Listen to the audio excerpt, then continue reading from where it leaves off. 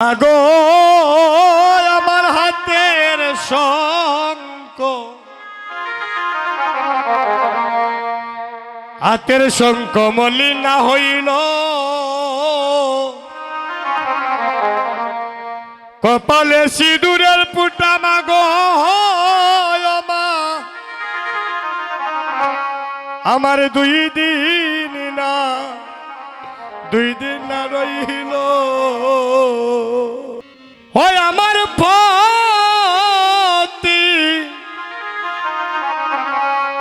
আমার পতি যদি সর্পে দংশিত মাগো, আমি বুড়া লইয়া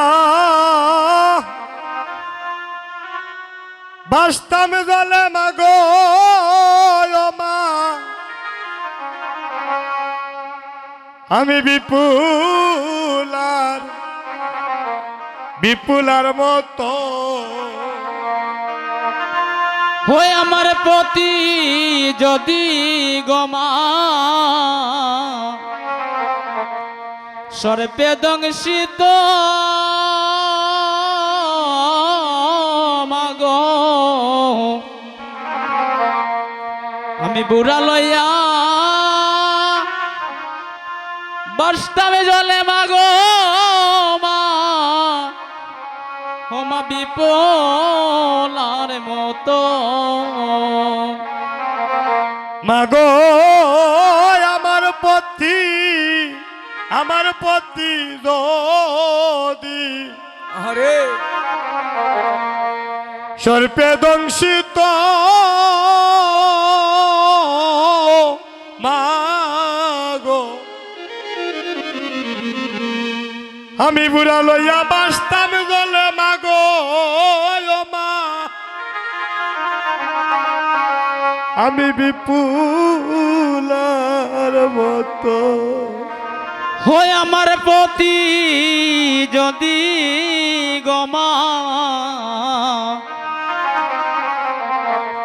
সর্পে দংশিত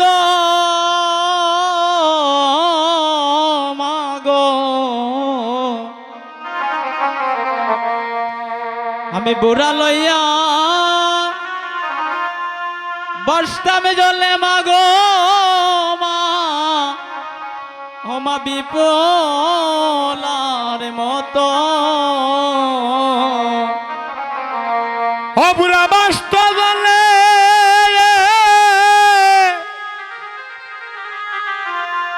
ওই বুড়াই আমার যাইত গো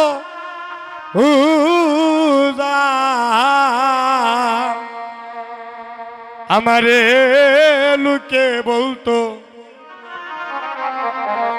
ওই যায় সতী, কাল ঘুমে পড়িয়া মাগো মা, আমি আমার হারাইলাম পতি,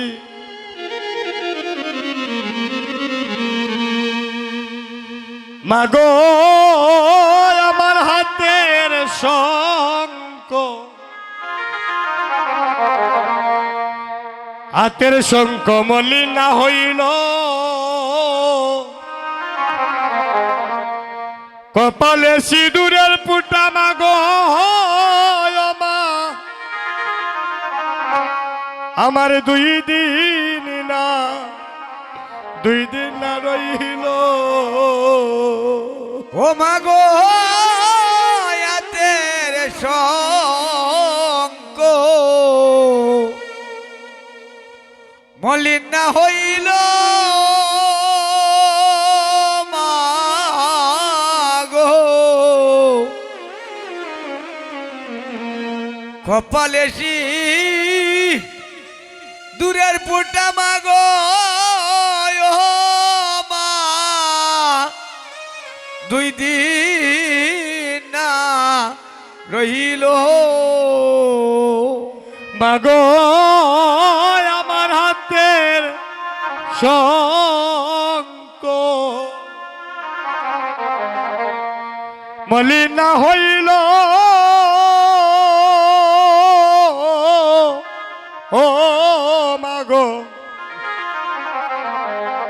কপালে সিঁদুরের পুটা মাগো মা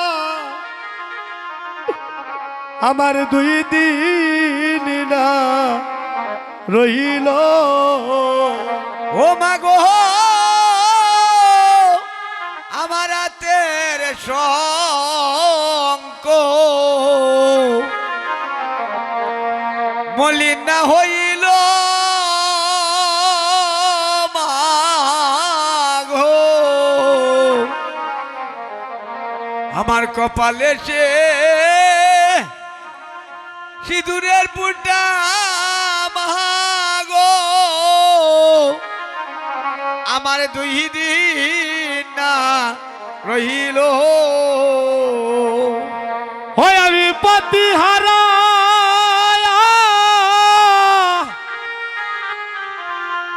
ও মাগো আমি জিতে মরা আমার অল্প বয়সে রইকিয়াতি মাগো কাল ঘুমে পড়িয়া মাগো মা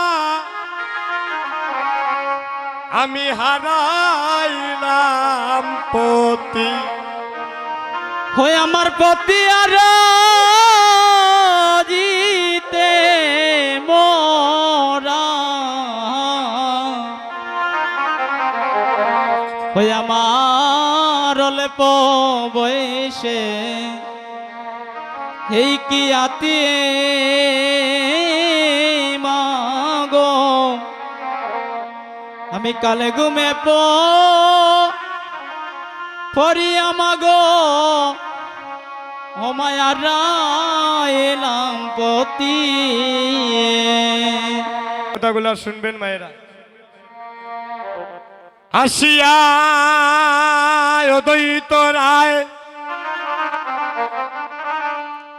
শোনে মুখে দেখিতে পায় কলির গুরু বড় অন্ধকার ওই সময় কি গগনে সূর্য ছিল না ওই সময় কি রাত দিন ছিল না তাহলে কেন কলিজীবকে গুরন্ধকার বলা হলো কলিজীবী ছিল অচৈতন্য মহাপ্রভু তাদেরকে চৈতন্য দান করার জন্য কলিযুগে শিলনাম 32 অক্ষরে মধুমাখা কৃষ্ণ নাম নিয়ে আসলে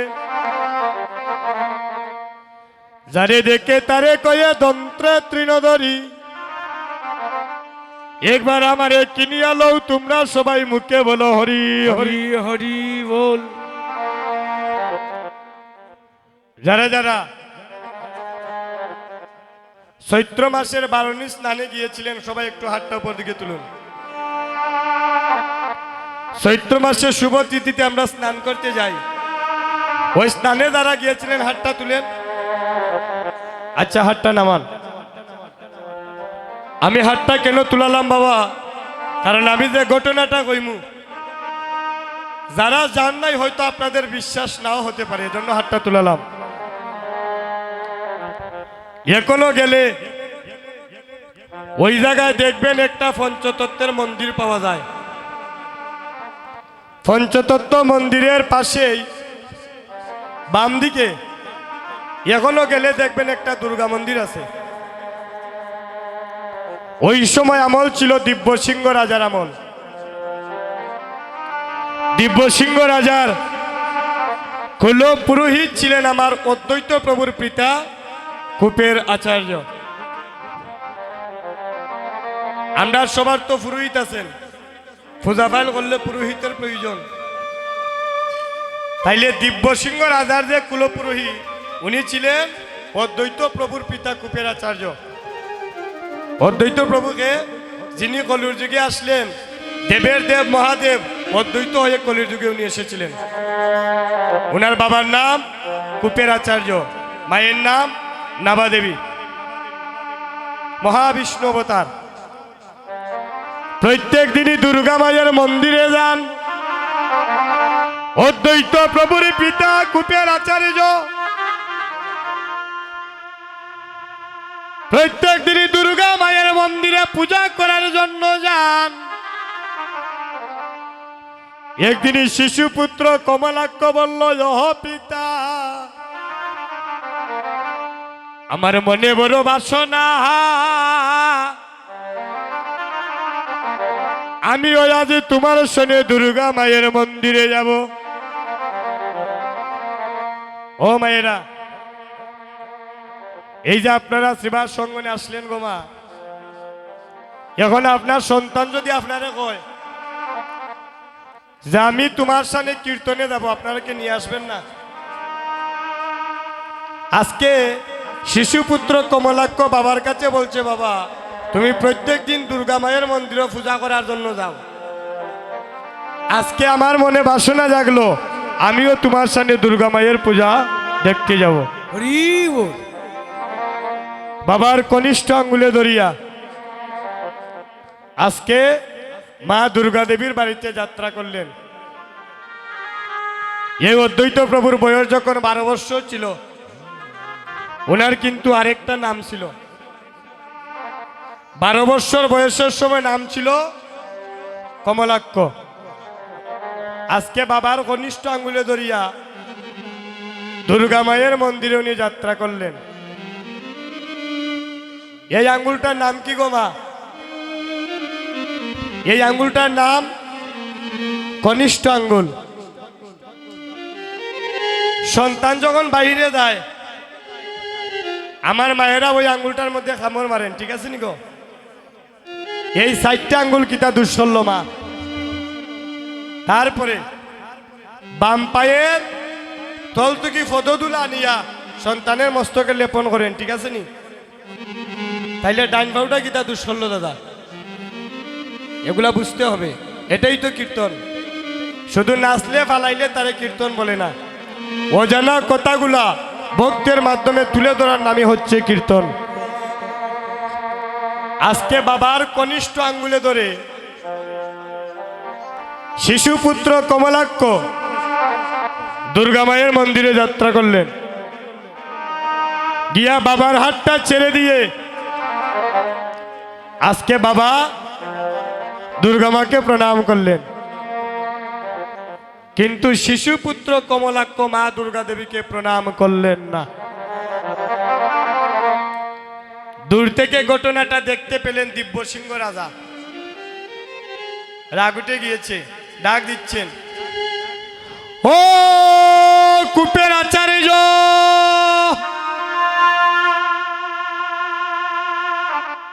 শুনো শুনো কুপের আচার্য, এই জগতের সবাই আসিয়া আমার দুর্গা মায়ের চরণে প্রণাম করলো, কিন্তু তোমার শিশুপুত্র কমলাক্ষ কেন আমার মায়ের চরণে প্রণাম করলো না? হরি বল। এই জগতের যারাই আসে সবাই আমার দুর্গা মায়ের চরণে প্রণাম করে, কিন্তু তোমার শিশুপুত্র কমলাক্ষ কেন আমার দুর্গা মায়ের চরণে প্রণাম করলো না? শুনো শুনো কুপের আচার্য, যদি তুমি তোমার সন্তানের ভালো চাও, গিয়ে বলো আমার দুর্গা মায়ের চরণে প্রণাম করার জন্য, না হয় তোমাদেরকে এই রাজ্য থেকে আমি বিতাড়িত করে দিয়ে দেব। আজকে বাবা গিয়ে বলছেন শিশুপুত্র কমলাক্ষর কাছে, বাবা হয়ে সন্তানের কাছে গিয়ে বলছেন, বাবা জগতের সবাই মা দুর্গাকে প্রণাম করলো, তুমি কেন মা দুর্গার চরণে প্রণাম করলে না? শিশুপুত্র কমলাক্ষ বললেন, বাবা আমি যদি তোমার দুর্গা মারে প্রণাম করি, তোমার দুর্গা মা আমার প্রণাম গ্রহণ করবে না। হরি বল। দিব্যসিংহ রাজার উঠছে মারও গুসা, কত নামি দামি মানুষ আইয়া আমার দুর্গা মারে প্রণাম করে, আর 12 বৎসরের একটা সন্তান আইয়া কয় আমার দুর্গা মা বুঝি তার প্রণাম গ্রহণ করবে না। ডাক দিলেন, শুনো, যদি তোমার সন্তানের ভালো চাও, তোমার সন্তানরে গিয়া কও আমার দুর্গা মার চরণে প্রণাম করতো। জগতের সব কিছু আমি সহ্য করতে পারি, কিন্তু কেউ যদি আমার দুর্গা মায়ের চরণে আমার মাকে সে অপমান করে, এই জগতে আমি আমার মায়ের অপমান সইতে পারবো না। আজকে বাবার কথা রাখতে গিয়ে শিশুপুত্র কমলাক্ষ বাবার হাতটা ছেড়ে দিয়ে দুর্গা মায়ের মন্দিরে উঠার জন্য প্রস্তুত হলেন। দুর্গা মন্দিরে উঠার সময় মা সিঁড়ি দেওয়া ছিল তাক, এক পাও দুই পাও করিয়া আজকে সিঁড়ি দিয়ে এইভাবে ধীরে ধীরে কমলাক্ষ উঠতেছে। হাজার হাজার মানুষ দাঁড়িয়ে আছে ঘটনাটা দেখার জন্য। কোন ঘটনা? যে 12 বৎসরের সন্তান দুর্গা মাকে প্রণাম করবে, সে বলল তার প্রণাম নাকি দুর্গা মা গ্রহণ করবে না।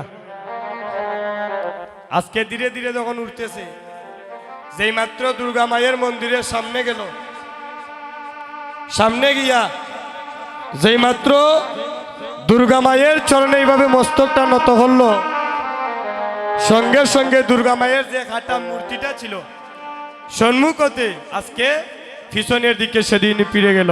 হরি বল। মা দুর্গা প্রণাম গ্রহণ করলেন না। কেন? তার একটাই কারণ, দুর্গা মা সে দেখলেন উনি তো দেবের দেব মহাদেব, উনি আমার স্বামী, আমার স্বামী কখনো আমার চরণে প্রণাম করিতে পারেন না। দিব্যসিংহ রাজা কইল বেরি দেও, এর মধ্যে নিশ্চয়ই কোনো অলৌকিক ঘটনা আছে। সবার প্রণাম মা গ্রহণ করলো, আর 12 বৎসরের সন্তানের প্রণাম আমার দুর্গা মা গ্রহণ করলো না, এখানে নিশ্চয়ই কোনো ঘটনা আছে, ওরে বেরিয়ে দাও। সঙ্গে সঙ্গে কুপের আচার্য সন্তানটাকে সঙ্গে নিয়ে শান্তিপুরের বাবলাতলায় আজকে চলে গেলেন। নিয়া কইলা, বাবা তুমি এই জায়গায় বসে তোমার সাধন ভজন করো, মহাপ্রভুরে ডাকো, আমি আমার গৃহে চললাম। প্রত্যেক দিন শিরোধনী গঙ্গার জলে একটা তুলসী পাতা দ্বৈত প্রভু ছেড়ে দেন, ওইটা প্রত্যেক দিনে বাইটলের দিকে যায়। খাওয়া দাওয়া নাই, খলির জীবের কথা চিন্তা করে প্রত্যেক দিন অনাহার অনিদ্রা এক এক করে শিরোধনী গঙ্গার জলে একটা তুলসী পাতা ছাড়েন, এটা বাইটল যায়। যেদিন 14 বৎসর পূর্ণ হলো, হঠাৎ করে অদ্বৈত প্রভু সে দেখলেন ওই তুলসী পাতাটা সেদিন উজান দিকে যায়। অদ্বৈতকে স্বপ্ন দেখাইলেন, হে অদ্বৈত, আমি কিছু দিনের মধ্যে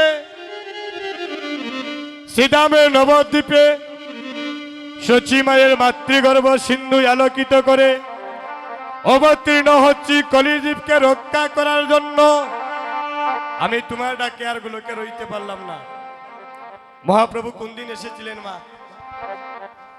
আমরা তো দেখবা নিজের জন্মের তারিখ সুন্দর করে ফ্রেমের মধ্যে ঘরের মধ্যে টাঙ্গাইয়ে রাখি, কিন্তু এখনো সনাতন ধর্মের 100-র মধ্যে 90% মানুষ আমরা জানি না কোন তারিখে কোন দিন আমার মহাপ্রভুর জন্ম হয়েছিল। কোন দিন মা? ফাল্গুন পূর্ণিমা তিথি নক্ষত্র ফাল্গুনি শুভক্ষণে জন্ম হয়েছিল আমার গৌরী গুণমণি। ভাইরা সবাই মিলে একটা উলুধ্বনি করুন একসাথে।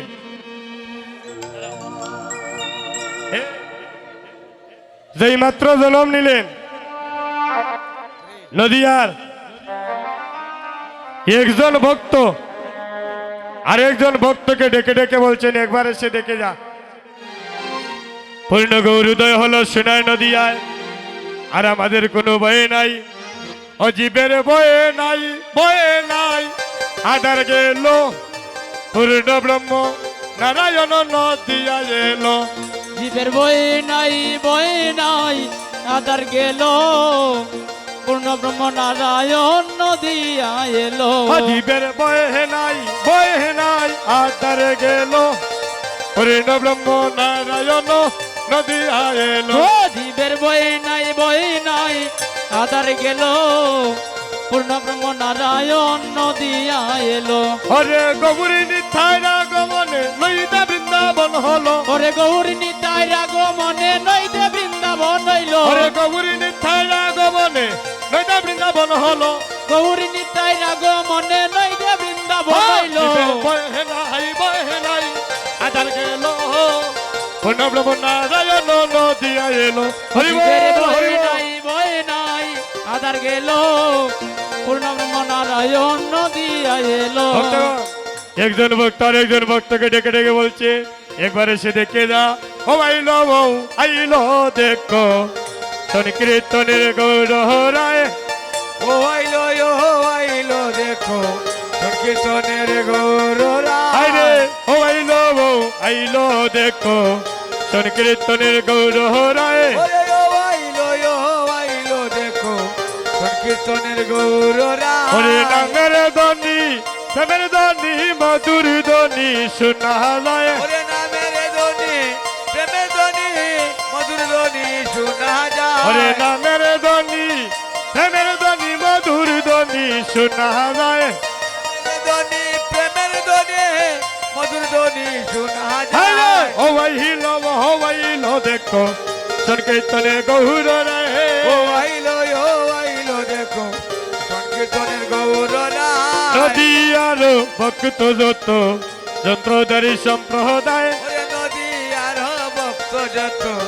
যন্ত্রধারী সম্প্রদায় হায় নদী আর ভক্ত যত যন্ত্রধারী সম্প্রদায় ওরে নদী আর ভক্ত যত যন্ত্রধারী সম্প্রদায় ওরে কেহ বাজায় নামের যন্ত্র কেহ হরির গুণ গায় ওরে কেহ বাজায় নামে যন্ত্র কেহ হরির গুণ ওরে গায় কেহ বাজায় নামের যন্ত্র কেহ হরির গুণ গায় ওরে কেহ বাজায় নামের যন্ত্র কেহ হরির গুণ হায় গায় ও আইলো দেখো সংকীর্তনে গৌর রায় ও আইলো দেখো সংকীর্তনের গৌররা উত্তরিল প্রেম সিন্ধু লাগলো শোনায় নদিয়ায় ওরে উতলিল প্রেম সিন্ধু লাগলো সোনার নদী হায় উত্তরিল প্রেম সিন্ধু লাগলো শোনায় নদিয়ায় উতলিল প্রেম সিন্ধু লাগলো সোনার নদী হরে শ্রীচরণ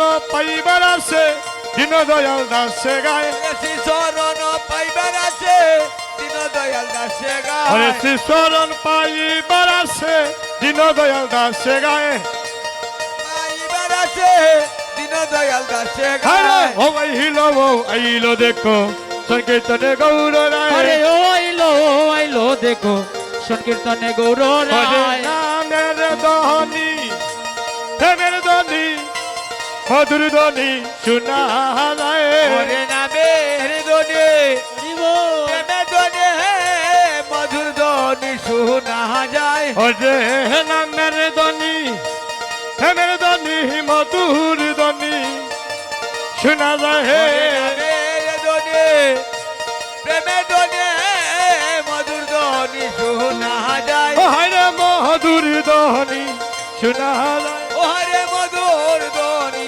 শোনা যায় হরে নামের ধ্বনি প্রেমের ধ্বনি মধুর ধ্বনি শোনা যায় ওগো নামের ধ্বনি প্রেমের ধ্বনি মধুর ধ্বনি শোনা যায় হরে মধুর ধ্বনি শোনা যায় ওরে মধুর ধ্বনি শোনা যায় হরে নামের ধ্বনি প্রেমের ধ্বনি মধুর ধ্বনি শোনা যায় ওগো নামের ধ্বনি প্রেমের ধ্বনি মধুর ধ্বনি শোনা যায় হরে মধুর ধ্বনি শোনা যায় আরে মধুর ধ্বনি শোনা যায় হরে নামের ধ্বনি প্রেমের ধ্বনি মধুর ধ্বনি শোনা যায় ওরে নামের ধ্বনি প্রেমের ধ্বনি মধুর ধ্বনি শোনা হরে যায় মধুর ধ্বনি শোনা যায় ওরে মধুর ধ্বনি শোনা হরে যায় মধুর ধ্বনি শোনা যায় ওরে মধুর ধ্বনি হরে শোনা যায় নামের ধ্বনি প্রেমের ধ্বনি মধুর ধ্বনি